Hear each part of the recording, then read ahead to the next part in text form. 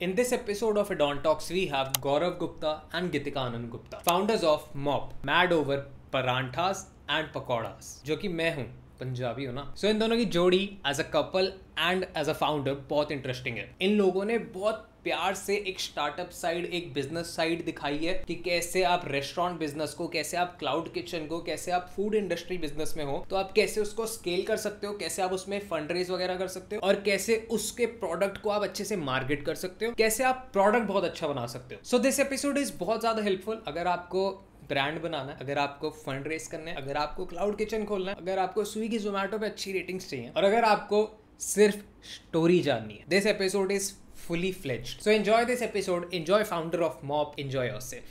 So special thanks to Do and Cream जिन्होंने हमारे को इतनी प्यारी लोकेशन दी शूट करने के लिए and we are looking forward और ज़्यादा एपिसोड्स करने के लिए वहाँ पे. अगर आपको भी कोई भी अपनी कॉर्पोरेट मीटिंग या किसी भी कैजुअल फंक्शन के लिए ये स्पेस चाहिए जहाँ पे हमने पॉडकास्ट किया तो आप डो एंड क्रीम की वेबसाइट पे जाके कॉन्टैक्ट कर सकते हैं. Till then enjoy this episode. So hey welcome to add on talks. और एक बार आप लोग अपना इंट्रोडक्शन दे दो मेरे को और ऑडियंस को. Hi, I'm Gitika Anand Gupta and I am the CEO and Chief Pilot at MOPP Foods Private Limited. I am Gaurav Gupta. I am the co-founder and chief dreamer at MOPP Foods Private Limited. Perfect. So let's start. कि आप बताओ कि कैसे start किया आपने ये mad over और कैसे पूरी स्टोरी का एक बार आप वो बताओ ऑडियंस को. First of all, thank you so much, Varun, and thanks so much to Adon Talks for inviting us here and giving us this opportunity. We are quite excited. And जैसे कि आज भी बारिश हुई है, हाँ तो it's a perfect मौसम to talk about parathas and pakoras. हाँ. बट मेरी एक शिकायत है कि ये मेरे लिए लाए नहीं. तो हमारा ड्यू रहा. हाँ, बट इन्होंने मेरे घरों के आसपास खोल दिया तो आई एम हैप्पी. तो मैं जब भी वहाँ जाऊँगा तो आई विल हैव दैट. कैसे स्टार्ट क्या हुआ था, कितने टाइम पहले आपने स्टार्ट किया, थोड़ा सा स्टोरी बताओ. So it is actually a very interesting story. So I am a gold medalist, scholarship holder, MBA. Okay. Gaurav is an engineer from IIT. He's done his BTech, MTech from IIT Bombay. Then he's done his MBA from Strathclyde. We were in the corporate life, enjoying, and Nice. we were in Dubai for almost 14 years. But हमारा शुरू से passion था F&B sector में, food and beverages में कुछ ना कुछ करने का. तो हमने इधर उधर थोड़ी साइलेंट पार्टनरशिप, साइलेंट इन्वेस्टमेंट्स की. हमने कुछ ऐसी इन्वेस्टमेंट्स भी की जिसकी वजह से फिर हमें 2016 में इंडिया आना पड़ा. बट उसके बाद फिर समहाउ हम, मतलब वो एक अलग स्टोरी है जिसको हम अभी नहीं डिस्कस करते. अभी हम mad over parathas and pakoras को कर रहे हैं. तो वी वर मतलब इन इंडिया. सो जब हम इंडिया आए तो मैंने, my son is born and brought up in Dubai, तो मैंने अपने बेटे को बोला मैं आपको इंडिया के ऑथेंटिक पराठास एंड पकौड़ास खिलाती हूँ, बिकॉज इंडिया की staple diet he parathas and pakoras है. मैं खुद वही खा खा के बड़ा हुआ हूँ. मतलब हर कोई. Everybody eats. हर कोई खाता है. एग्जैक्टली. तो उसके बाद एक्चुअली हमें एक भी सीरियसली पराठा या पकौड़ा का ब्रांड जो हाइजीनिक वे में आपके घर पे डिलीवर करता हो नहीं मिला. या तो वो स्ट्रीट फूड में आपको 40-50 रुपीज़ के मिलेंगे, या फिर फाइन डाइनिंग एनवायरनमेंट में लाइक स्टफ पराठास एंड कुलचास, वो आपको एक फाइन डाइनिंग एनवायरनमेंट में मिलेंगे 500-600 रुपीज़ के. सो मैंने ये सोचा और मैंने गौरव से भी डिस्कस किया कि ये मार्केट इतनी बड़ी है, सारे लोग पराठे और पकौड़े खाते हैं, तो कोई भी एंटरप्रेन्योर या कोई भी मतलब ब्रांड इसमें क्यों नहीं है. फिर हमने इसकी R&D की, हमने टाइम, मनी, एनर्जी लगाया to understand market size. So market size was humongous. So market size is around 35,000 crores is pan India almost. Current market size expected to be like 90,000 crores in next 2 to 3 years. Crazy. That's huge. So and then we realized that there are certain pain points. Pain points मतलब it is not a delivery friendly product. आपके परोठे soggy हो जाते हैं, कच हो जाते हैं, delivery पे वो फ्रेंडली नहीं रहते. मेरे घर मतलब जब मैं काम कर रहा था ऑफिस में, मेरे घर से ही जब वो आते हैं वो सॉगी हो जाते हैं. आई रिमेंबर जब मैं स्कूल में थी तो मैं अपनी मम्मी को बोलती थी प्लीज़ मेरे लिए पकौड़े मत पैक करना टिफिन में. जब तक लंच टाइम होगा ना तब तक वो सॉगी हो जाएंगे, खाए नहीं जाएंगे और वो गले में लगेंगे. So we actually reinvented the recipes of pakoras to make them not oily, not soggy, और हमारे पकोड़े डिलीवरी पे crispy रहते हैं. So we have a category of pakoras called fusion pakoras. तो वो सारे पकोड़े जो हैं मतलब we have reinvented the recipe. We also have classical pakoras, so which are like simply made of besan, but we have fusion pakoras which are not soggy, not oily, and they remain crispy on delivery. Perfect. पराठों की भी हमने packaging पे थोड़ा सा physics, chemistry, biology सब कुछ लगाया. हमने मैथ्स लगाया, कितने मतलब पोर्स होने चाहिए, कितना मॉइस्चर रिलीज होना चाहिए, जिस तरीके से पैकेजिंग होनी चाहिए कि जब तक वो आपके घर पहुँचे they should be fresh. So the parathas remain fresh and they don't get कि वही जैसे पुराने हो जाते हैं. We spend lot of time, money, energy on packaging. We spend a lot of time and energy on making the product delivery friendly. So this is how the story started. This is how the idea started. And जब actually 9 महीने लगे हमें इस पूरे product को reinvent करने में, और 9 महीने के बाद जैसे हमारी कंपनी में जोक है कि बच्चा पैदा होता है, सो 9 महीने के बाद हमने अपने बच्चे को डिलीवर किया जिसका नाम था mad over parathas and pakoras. So this was our first brand. Perfect. So पहली चीज़ तो मेरे को भूख लग जाएगी इस एपिसोड के बाद. एंड सेकेंड, डोंट वरी, हम आपको खिलाएंगे. हाँ, थैंक यू. एंड सेकेंड, जो भी इसका R&D था, इसके कितना टाइम तक ये रहते हैं क्रिस्पी और नॉन सॉगी? लाइक कुछ टाइम होता है कि आपने बनाया प्रोडक्ट किचन में और वो डिलीवरी हो रहा है, कितनी रेंज में होता है कि टाइम पीरियड कितना रहता है सॉगी होने में और क्रिस्पी रहने में? सो बेसिकली जो है ये 45 मिनट्स 1 आवर तक आराम से क्रिस्पी रहता है, नॉन सॉगी होता है. बट इसका बेस्ट पार्ट ये है कि अगर आप इन्हें बिना ऑयल लगाए एयर फ्रायर में वापस 3 to 5 मिनट्स गर्म करेंगे, it becomes as fresh as from the oven. That's good. So इसलिए मतलब हमने R&D किया है कि सपोज आज पकौड़े बनाए, अब मैं उसको रख देती हूँ, बिकॉज हमें एज अ एंटरप्रेन्योर ये सब चेक करना पड़ता है. हम अभी भी करते हैं, रख देते हैं, फिर अगले दिन सुबह गर्म करके खाते हैं या 4 घंटे बाद खाते हैं. सेम टेस्ट, सब कुछ सेम होता है. टेस्ट तो there is no problem. There is a difference between soft and soggy. Soggy का मतलब होता है कच ऑयल निकलना. वो थोड़े सॉफ्ट हो जाएंगे बहुत घंटों के बाद, बट सॉगी फिर भी नहीं होंगे.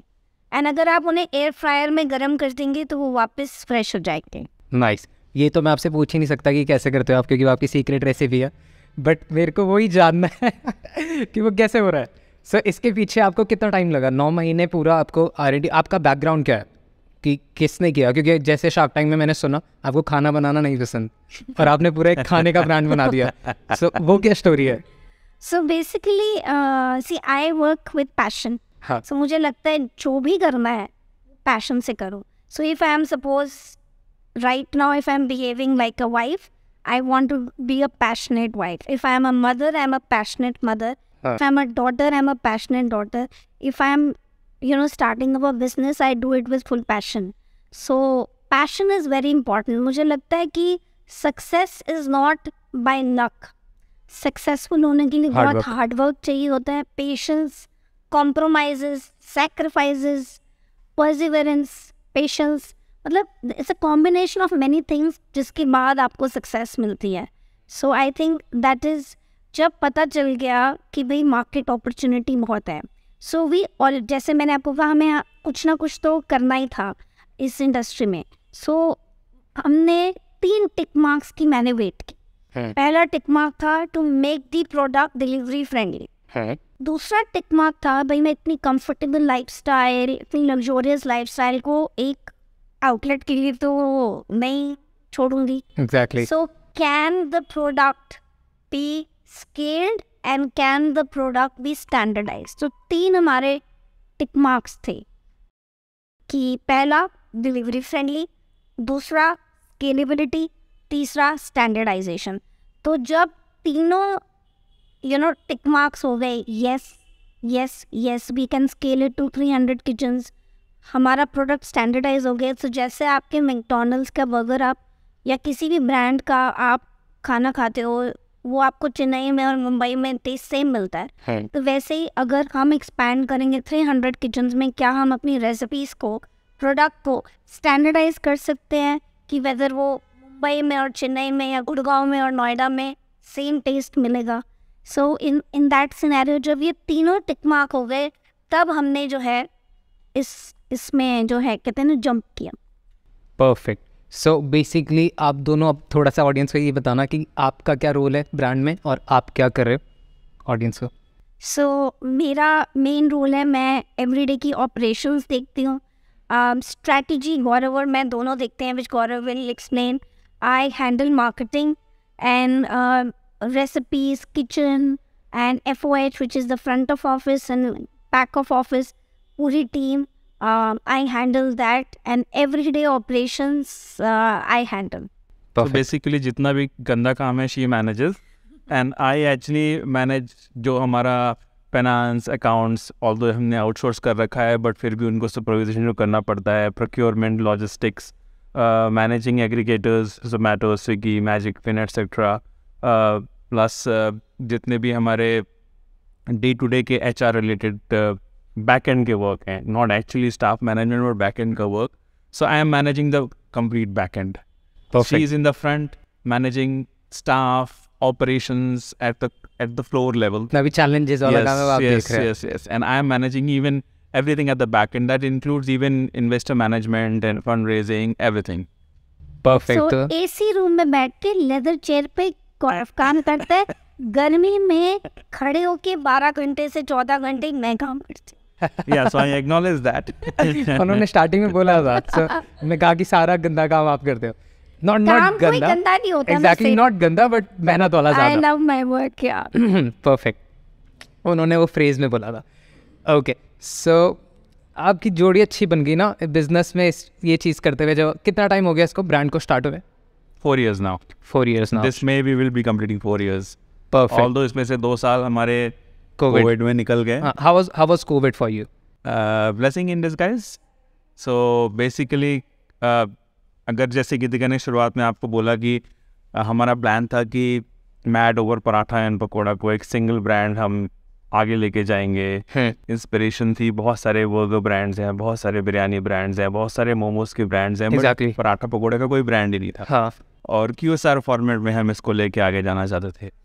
बट कोविड हुआ, ऑब्वियसली उससे एक झटका लगा. फिर then as entrepreneurs, as hustlers, we went back to the drawing board and thought कि क्या किया जाए, कुछ तो करना पड़ेगा, हाथ पे हाथ रख के बैठ नहीं सकते. And then we looked at the whole business model and हमने रियलाइज़ किया कि भाई हमारा 95% बिजनेस अभी ऑनलाइन ही आ रहा है. सो हम जो अपना जो QSR का मॉडल है, और जैसे हमको दिख रहा था कि ये आगे कोविड की सिचुएशन छोटी मोटी नहीं है, ये लंबा चलने वाला है. सो उस वक्त हमने पूरा रीस्ट्रेटेजाइज किया कि सिंगल ब्रांड QSR स्ट्रैटेजी से इसको चेंज करते हैं multi brand cloud kitchen strategy पे. सो एक तरीके से हमने जो विजन शुरुआत में किया था वो ये था कि हम एक सिंगल ब्रांड QSR चेन की तरह बड़ा बनना चाहते थे. फिर उसको हमने चेंज करके multi brand cloud kitchen strategy पे ले गए. तब हमने ड्यूरिंग कोविड के टाइम में अपना दूसरा ब्रांड लॉन्च किया जिसका नाम है मिली. जिसमें हम बेसिकली आपके daily meals, comfort food serve करते हैं. Rajma chawal, kadhi chawal, chole chawal and meals with tikona parathas. And we are so proud to say that brand is in fact a step ahead than even our flagship brand जो हमारा mad over paratha and pakora है आज की date में in terms of revenue contribution. That's great. Yeah. So that's something जो actually Covid के time में हुआ है. बट कोविड अगर नहीं हुआ होता तो शायद हम आज सिंगल ब्रांड QSR होते. मैं बोल नहीं सकता कि हमारी जर्नी कैसी होती, बट हम लोग हाथ पे हाथ रख के नहीं बैठे. We kept hustling. हमने कोविड मील से शुरू किया. कोविड मील से शुरू किया था वो ब्रांड हमने. ओके. एंड आज वो ब्रांड इतना स्ट्रांग हो गया है कि we are very happy about it. हम उसमें light food, without oil, less oil, बिना मिर्ची के हमने कोविड मील्स से शुरू किया था वो. एंड फिर उसके बाद हमने एक तीसरा ब्रांड भी लॉन्च किया, मैडोवर करी. द आइडिया इज़ कि अब हम क्लाउड किचन स्ट्रैटेजी पे हैं, तो क्लाउड किचन्स में मल्टीपल ब्रांड्स Expand होने करना, चाहिए। पैन इंडिया लेके जाना। हाँ, पैन इंडिया लेके जाना है, प्लस मल्टीपल ब्रांड भी ऑपरेट करने हैं हम। और अभी तक जो हमारी स्ट्रैटेजी यही रही है कि जो हमारा एग्जिस्टिंग SKUs हैं, जो डिशेज है, आइटम्स हैं, उन्हीं के थ्रू मेन्यू इंजीनियरिंग के साथ हमने मल्टीपल ब्रांड्स बनाए हैं। अगर आप देखेंगे तो हमारे सारे ब्रांड्स एज ऑफ नाउ अभी इंडियन ब्रांड्स हैं। हमें बर्गर नहीं है, पिज्ज़ा नहीं है, और प्रॉपर देसी खाना है। देसी खाना है। बट उसी मेन्यू को हमने SKUs, हमने ऐसा नहीं किया कि हम नए SKUs ऐड कर दें। सेम SKUs के साथ हमने मेन्यू इंजीनियरिंग के थ्रू 3 ब्रांड्स बनाए हैं। अब हम एक चौथा ब्रांड भी लॉन्च करने वाले हैं अगले महीने। तो ये हम आपके यहाँ अनाउंस कर रहे हैं। या सो वी आर ग्लैड। सो उस ब्रांड का नाम है बिरयानी इन अ बोल। ओके। एंड कॉन्सेप्ट बहुत डिफरेंट है। जो बिरयानी के ब्रांड्स मार्केट में ऑलरेडी हैं, जैसे बिरयानी बाई किलो या इवन बिरयानी ब्लूज या और भी जितने भी बिरयानी ब्रांड्स हैं, वो यू नॉर्मली गेट बल्क में बिरयानी, मतलब लार्ज पोर्शंस मटके में एंड ऑल दैट। हमारे जैसा कि ब्रांड का नाम है बिरयानी इन अ बोल, हमारा brand will serve biryanis only in small portions like bowls only, single serve biryanis. Okay. So जैसे मीली है single serve meals, likewise biryani for single serves. मैं रिसर्च भी पढ़ रहा था, जोमेटो ने जब डेटा पब्लिक किया था तो उसमें था कि उन्होंने आई गेस लास्ट ईयर में सबसे ज़्यादा ऑर्डर्स बिरयानी के ही थे। बिरयानी के so that's a good move. Biryani बहुत बड़ी मार्केट है, बहुत ही बड़ी मार्केट है, but at the same time cluttered भी है, बहुत सारे प्लेयर्स हैं। बट अगर मैं आपको बोलता कि मैं एक नया वेंचर स्टार्ट कर रहा हूँ जिसमें मैं केवल बिरयानी करने वाला हूँ, तो ये बहुत बड़ा क्वेश्चन होता है कि यार ऑलरेडी क्लटर्ड मार्केट है। बट हम एक क्लाउड किचन ऑपरेटर है, ठीक है। बिरयानी मेरा ओनली डिपेंडेंट ब्रांड नहीं होगा। अगर वो मेरा एक चौथा ब्रांड है और अगर वो मेरी रेवेन्यू का 25% भी कंट्रीब्यूट करता है, then we are very happy with that, because मेरे रिसोर्सेज सेम है, मेरे स्टाफ सेम है और मेरे खर्चे सेम है broadly. Okay, so let's talk about shark tank, क्योंकि ये शार्क टैंक सीरीज़ है, सारे शार्क टैंक फाउंडर्स आ रहे हैं हमारे पास। तो शार्क टैंक कैसे आया आपकी लाइफ में, कैसे आपने सोचा कि हम जाते हैं करते हैं, उसके पीछे क्या स्टोरी है? आई थिंक शार्क टैंक हमारे घर में सबसे ज़्यादा फॉलो वॉरअप करता है। मतलब शार्क टैंक हम कह सकते हैं शार्क टैंक फैन है ये। सो एंड देन उसके बावजूद मैंने सारे एपिसोड नहीं देखे हैं। But I love the concept because the idea is कि आप एंटरप्रेन्योर्स को बहुत एक विजिबिलिटी मिल जाती है, एक Sony TV and plus Sony LIV app में permanently you are there now forever, anybody can go, वहाँ पे जाके कभी भी देख सकते हैं। सो वो एक बहुत बड़ा अपॉर्चुनिटी है। सो यस, आइडिया दिमाग में था कि कोशिश करते हैं, बट हमें ये भी पता था कि बहुत ज़्यादा कंपटीशन है। आई थिंक पहले सीज़न में शायद 1 लाख के आसपास एप्लीकेंट्स थे, इस सीज़न में शायद उससे भी बहुत ज़्यादा से 2 या 3 लाख एप्लीकेंट्स होंगे।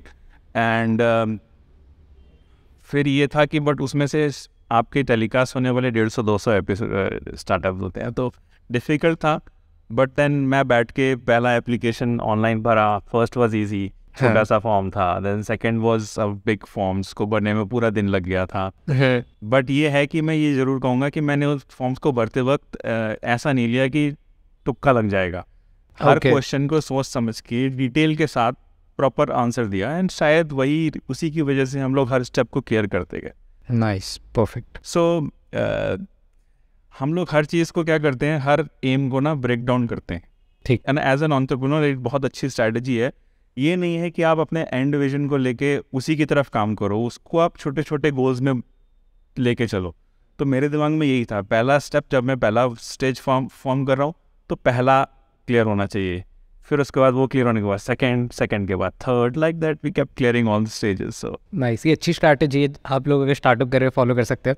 या always break down your goals. कभी भी एंड गोल की क्लैरिटी होनी चाहिए, बट एंड गोल तक आप रिवर्स इंजीनियरिंग करनी चाहिए। Always break down your. I think यहाँ पे I just remembered a very famous quote just by chance.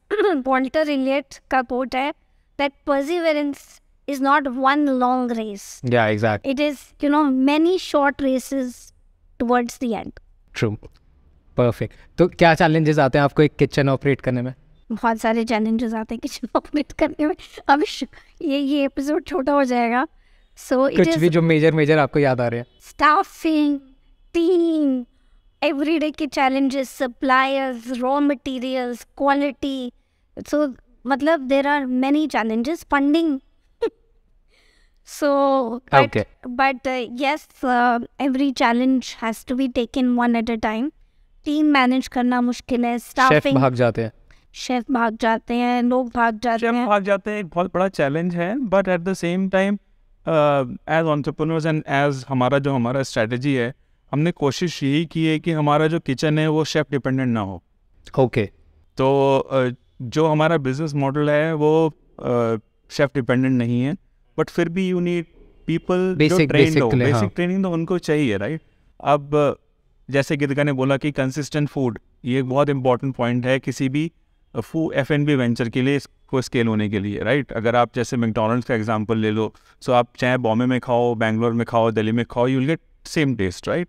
There will be 2-3 localize versions होंगे बर्गर के, बट जो मेन अगर मैक चिकन बर्गर ले रहे हो तो वो सेम टेस्ट करेगा, राइट. सो वो कैसे होता है, वही चीज़ हमने भी अप्रोच की है कि हमारा बटर चिकन अगर है तो वो या आलू पराठा है तो वो सेम टेस्ट करना चाहिए हर किचन से. तो वो शेफ़ डिपेंडेंट नहीं है, ये एक इम्पॉर्टेंट पॉइंट है. तो हमें बहुत स्किल शेफ़ नहीं चाहिए, बट फिर भी स्टाफ चाहिए जिसकी ट्रेनिंग होती है. सो प्रॉब्लम क्या है कि विद ऑल ड्यू रिस्पेक्ट जो स्टाफ हमारे किचन्स में हैं, they are not very well educated people, so they even leave for 500-600 हज़ार रुपये की सैलरी इंक्रीमेंट में वो छोड़ के चले जाते हैं. तो हम लोग उनकी ट्रेनिंग में टाइम मनी इन्वेस्ट करते हैं, so that becomes a bit of challenge. But फिर भी हमने कोशिश करी है, हम बहुत एक्सटेंड तक सक्सेसफुल हो भी रहे हैं. हमारे यहाँ इंसेंटिव्स हैं, प्लस हमने जैसे ESOP का प्रोग्राम भी लॉन्च किया है स्टाफ के लिए, और कुछ लोगों को ऑलरेडी अवार्ड भी किया है, हमने ग्रांट किए हैं ESOP. सो वो एक रिटेंशन स्ट्रैटेजी है और बहुत सारे स्टार्टअप्स अडॉप्ट करते हैं, हमने भी किया है. So but yes, staffing is a challenge. Funding तो इज़ अ ऑनगोइंग चैलेंज. वो तो जिंदगी भर रहता है. बिकॉज तो अभी आपके फंड आ गए, अभी ड्यू डिलिजेंस चल रहा है. हाँ, अब चल रहा है ना, वो हो जाएगा. So that's all through. So हमने डे 1 से स्ट्रेटजी यही लगाई है कि ऑल्दो हमारा इसकी वजह से एक्सपेंस ज़्यादा होता है, बट डे 1 से हमारे अकाउंट्स आउटसोर्स हैं, वेरी वेल मैनेज बाई जो एक प्रोफेशनल एजेंसी होती है वो मैनेज करती हैं. ओके. तो उसकी एक कॉस्ट होती है, बट हमने फिर भी कभी ऐसा नहीं किया कि यार कोई बात नहीं, अकाउंट्स खुद ही मैनेज कर लेते हैं. नहीं, अकाउंट्स हमेशा प्रोफेशनल एजेंसीज ने मैनेज किए हैं. सपोर्ट फंक्शंस जैसे HR हो गया, सोशल मीडिया मैनेजमेंट हो गया, ये सब हमने आउटसोर्स कर रखे हैं प्रोफेशनल एजेंसीज को. बिकॉज क्या है, जब आप अर्ली स्टेज में छोटा वेंचर है तो सब कुछ आप अपने आप इन हाउस नहीं कर सकते. अगर आप इन हाउस सब कुछ करने की कोशिश करोगे, 2 मिस्टेक्स होंगी. या तो काम ही नहीं होगा, क्योंकि एज एंटरप्रेन्योर्स हम कितनी हैट है, एज इट इज़ हम लोग मल्टीपल हैट्स पहनते हैं. एग्जैक्टली. ठीक है, मैं मल्टीपल हैट्स पहना हूँ, गीतिका मल्टीपल हैट्स पहनी है, बिकॉज मैनेजमेंट लेवल पे उतने लोग नहीं हैं. बट अगर उसके ऊपर से हम सपोर्ट फंक्शंस भी अपने हाथ में लेंगे तो सुपरविजन तक ठीक है, जैसे अकाउंट्स एंड फाइनेंस को मैं सुपरवाइज करता हूँ. बट अगर अकाउंट्स की बुक कीपिंग डिटेल्स भी अगर मैं एक अकाउंटेंट को हायर करके करूँगा तो उसकी चेकिंग कौन करेगा? That will also required my time, right? बहुत सारे अर्ली स्टार्टअप्स यही गलती करते हैं, राइट, कि वो ज़्यादा सोचते हैं कि इन हाउस, और वो उस चक्कर में फंस जाता है, कंफ्यूज हो जाता है कि ये भी देखना वो भी देखना. करेक्ट. हर चीज़ की मैं अपना बता रहा हूँ कि मैंने भी ये गलती करी है स्टार्टिंग में. हर चीज़ की एक स्टेज होती है. तो अर्ली स्टेज में मुझे लगता है कि प्रोफेशनल हेल्प चाहिए है. उसकी एक कॉस्ट होती है, and that is why burn होता है इन अर्ली स्टेज स्टार्टअप्स में. But at the same time अगर आपका बिजनेस मॉडल अच्छा है तो आपको कोई ना कोई डेफिनेटली बैक करेगा फंडिंग को लेके. And thankfully we have been fortunate. हमको there are people who have supported us, there are people who are supporting us right now, and I am sure there will be people who will continue supporting us at the next stage also. तो यही है कि business model अच्छा बने, और उसमें कहते हैं कि बिजनेस मॉडल कभी भी परफेक्ट नहीं होता, ये ऑनगोइंग होता है. हर उसको साल हर वक्त जोड़ते रहना पड़ता है कि सब कुछ अपनी जगह पे फिट बैठे. ये बहुत गलत माइंडसेट है कि लोग सोचते हैं कि पहले हम सेट कर लेते हैं और फिर बिजनेस सेट होता ही नहीं कभी. वो कभी सेट नहीं होगा, बिकॉज जैसे जैसे आप आगे बढ़ते जाओगे, बड़े होते जाओगे, आपका बिजनेस मॉडल को कुछ ना कुछ चेंज करना चाहिए ही रहेगा, और उसको हिलाते रहना पड़ेगा और खुद भी हिलते रहना पड़ेगा. तो ये जर्नी कभी खत्म नहीं होती, खुद भी हिलते हाँ. तो दैट्स व्हाई हम लोग कहते हैं ना, we are hustlers. You have to be hustler. Okay, so Shark Tank से पहले कितनी किचन्स थी और अभी कितनी आपने कुछ रिसेंटली ओपन करी, कितनी हो गई टोटल? सो शार्क टैंक से पहले हमारी जो थी 4 किचन्स थी। ओके, एक्चुअली 3 किचन्स थी जब हमने शार्क टैंक पे शूटिंग की थी। तो शार्क टैंक के बाद हमारा एक किचन हमने नोएडा में ऐड किया है और उसके बाद अभी 2 दिन पहले हमने ईस्ट ऑफ कैलाश में लॉन्च किया है। सो हमारे 5 किचन्स हैं, हर किचन से हम लोग 3 ब्रांड्स रन करते हैं। सो 5 3 are 15 ऑनलाइन लिस्टिंग्स है हमारी। नाइस, ये अच्छी मैथ लगाई कि आपने एक ही किचन से ज़्यादा ब्रांड्स बना लिए। And probably next month, mostly biryani will get added. So another 5 online listings will get added from each of these kitchens. Perfect. सारा जोमेटो स्विगी पे आप ही छाने वाले हो। सो आपके अपने भी साइट्स पे ऑर्डर आते हैं, वो कैसा होता है एक बार वो बताओ। ये अपनी साइड अभी हमने डेवलप अच्छा, नहीं करी है, अपने in-house नहीं है। इसके भी अगेन हर चीज़ का एक स्टेज होता है। ठीक है, देखिए अर्ली स्टेज एग्रीगेटर्स पे डिपेंडेंसी हमने शुरू करी और हम वहीं पर हैं अभी भी we are completely dependent on aggregators to give us orders. जबकि ये बात सही है कि अगर हम डायरेक्टली ऑर्डर लेंगे तो हमारा कमीशन पे margins सेविंग बढ़ रहेगा, जाएंगे, margins would be better. But इतना आसान नहीं है जितना कहते हैं कि भाई नहीं होता, बिल्कुल अपना नहीं होता। वेबसाइट बना लिया हमने, डायरेक्ट ऑर्डर लेना चालू कर दिया, इतना आसान नहीं है।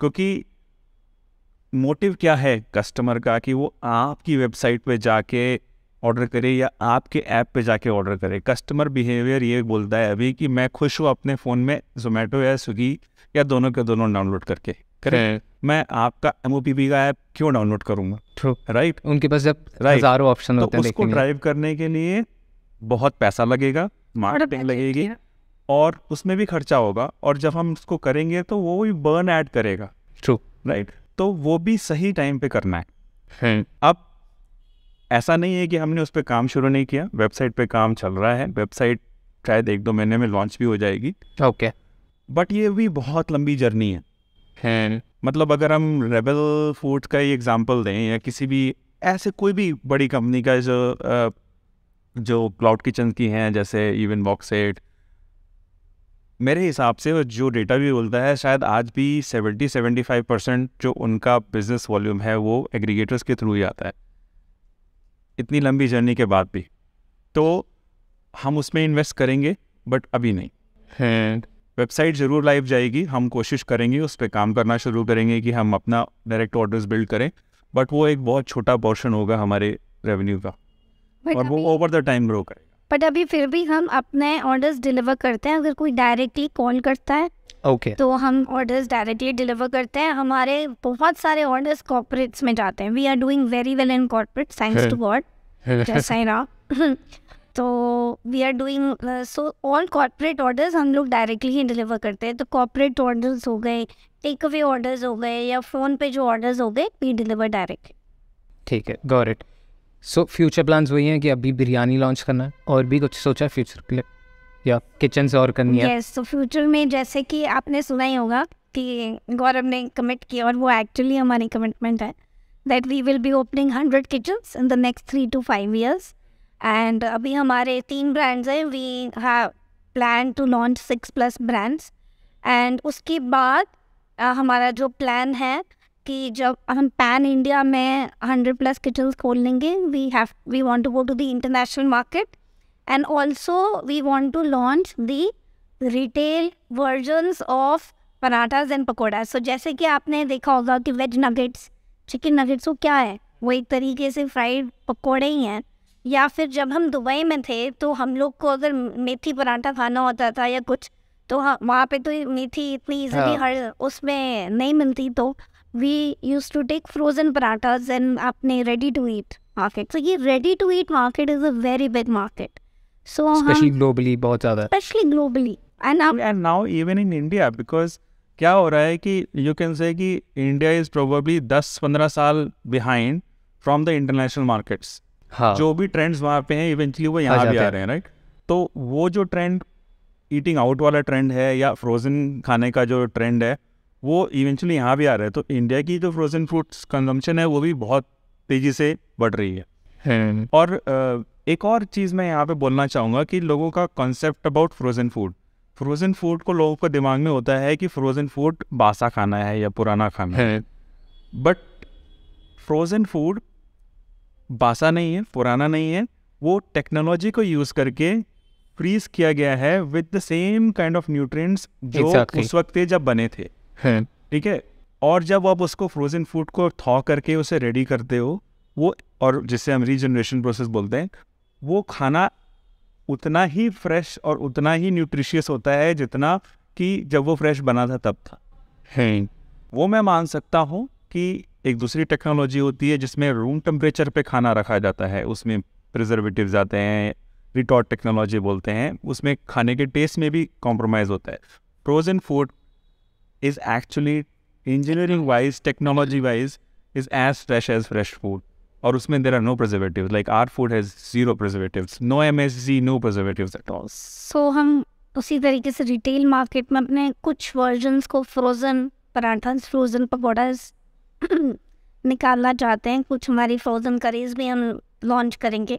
सो we want to enter the retail market also in future, but again at the right time, right now it's to वो तो होता ही है कि हमेशा सही टाइम पे सही, अगर जल्दी जल्दी किया तो ख़राब भी बहुत जल्दी होता।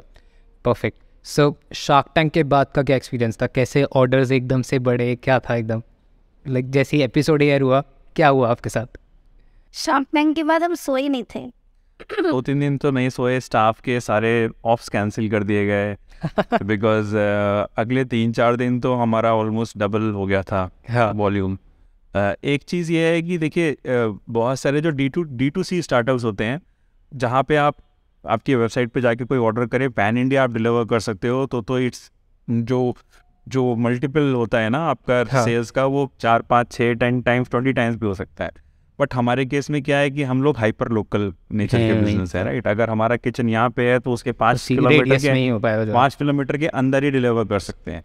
हमको कॉल्स आए झारखंड से, बिहार से, महाराष्ट्र से, केरला से, कर्नाटका से, हर जगह से। पैन इंडिया हमको अगले 2-3 दिन तक कॉल्स बंद नहीं हुए कि हमें पराठा चाहिए, पकौड़ा चाहिए, बट हम वहाँ डिलीवर नहीं कर सकते, राइट। अगर वही रात को 2:30 बजे फोन आया था न्यू जर्सी से, Oh, and okay. then वो obviously she was talking in English, can you make the parathas non spicy? तो मैंने एक्सेंट से समझ गई थी, तो मैंने कहा where do you want it to be delivered? In New Jersey. I was like sorry we don't deliver no. So Okay. एक पराठा, किसी का आगरा से फोन आया, 2 आलू पराठा मैंने ऑर्डर नोट की, ठीक है, 2 आलू पराठा, कहाँ पे? वो कोई आगरा का एड्रेस, कोई बिहार का address. So it was like कि अगले 3 दिन तक फोन कॉल्स तो बंद नहीं हुए थे। We got more than 100 franchise calls. हाँ, I was about to ask that. Franchise calls, more than 100 franchise calls. Franchise model पे आप लोग जाने का सोच रहे हैं? नहीं, बहुत carefully. Okay, there is no in the world, okay, तो it's not a strict no. हम लोग चाहते हैं कि फ्रेंचाइजी डबल एजेड स्वॉर्ड होती है। हाँ, बिजनेस ग्रो कर सकता है, विजिबिलिटी बढ़ जाएगी, या फिर पैसे भी मिल जाएंगे, बट अगर आपका फ्रेंचाइजी पार्टनर सही नहीं है या इन सिंक नहीं है आपके विजन से, तो वो बिज़नेस को हर्ट भी कर सकता है, और बिज़नेस से ज़्यादा ब्रांड को भी हर्ट कर सकता है। तो हमने 4 साल इतने लगाए हैं इन ब्रांड्स को बिल्ड करने में, तो हम बहुत केयरफुल हैं कि फ्रेंचाइजी हम करेंगे या नहीं करेंगे, और करेंगे तो किसके साथ करेंगे। कुछ लोगों से बात चल रही है फाइनल स्टेजेस में, हो सकता है कि हम एटलीस्ट 1-2 फ्रेंचाइजीज करें टू स्टार्ट विद, हो सकता है।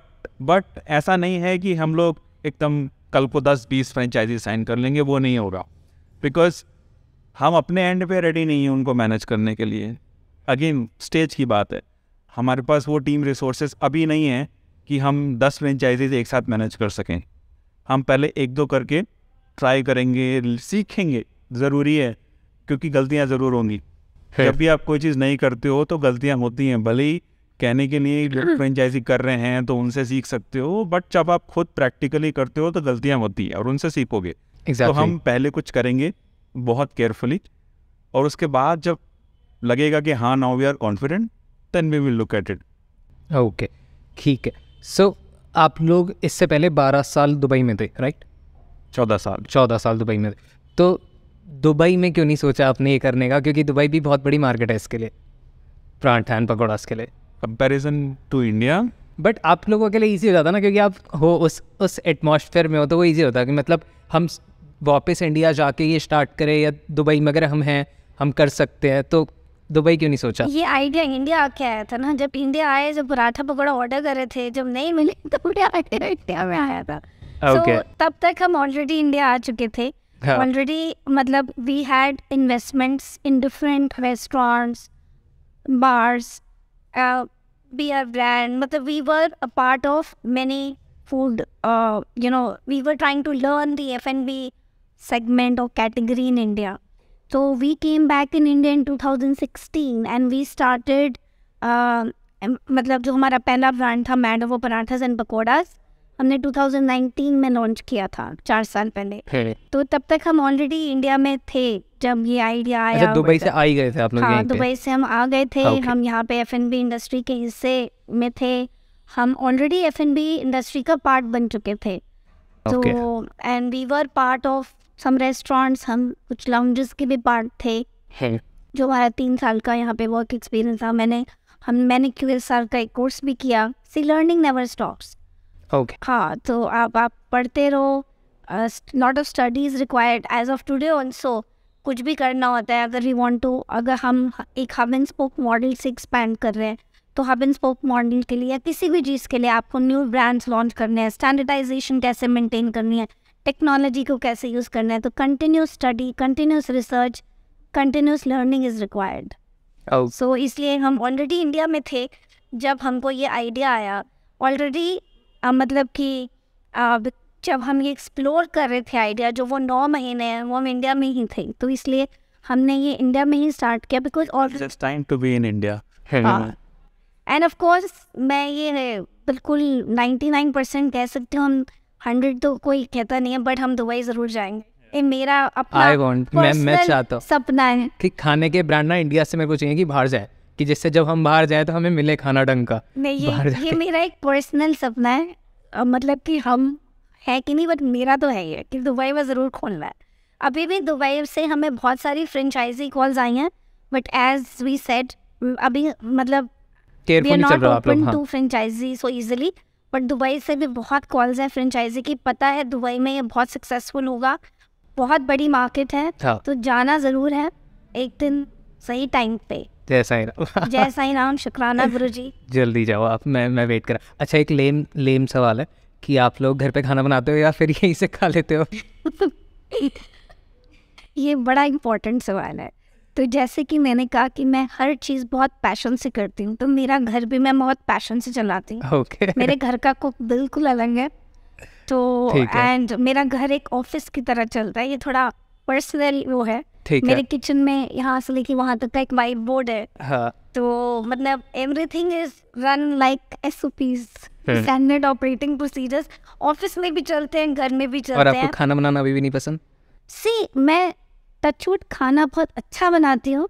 ओ, हाँ, पंजाबी हो ना? बट कोई शौक नहीं है. आई प्रेफर, जैसे कि ये मुझे ना लाइक किसी ने सिखाया था कि यू शुड डू जो और कोई नहीं कर सकता. ओके. वहाँ पे अपना टाइम लगाओ. तो स्ट्रैटेजी कोई और नहीं बना सकता, खाना तो कोई और भी बना सकता है. रेसिपी कोई और नहीं बना सकता, रेसिपी मैं बना के बनवा सकती हूँ. अगर मैं खाना बनाने लग गुड एट जाऊंगी, managing. I'm good at managing, I'm good at making strategies, I'm good at making policies, I'm good at making SOPs.